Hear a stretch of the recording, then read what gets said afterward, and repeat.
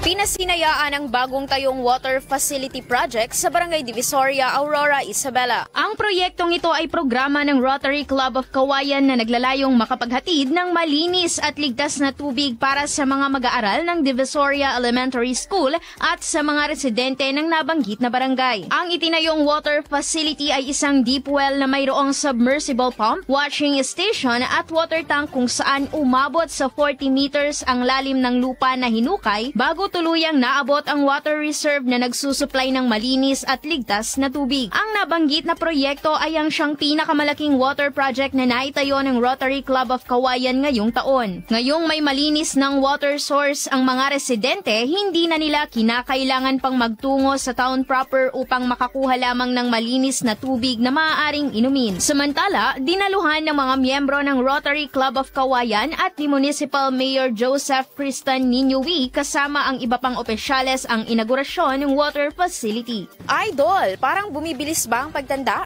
Ang dahilan, humihina ang cell division o ang pagpapalit ng bagong cell habang nagkakaedad.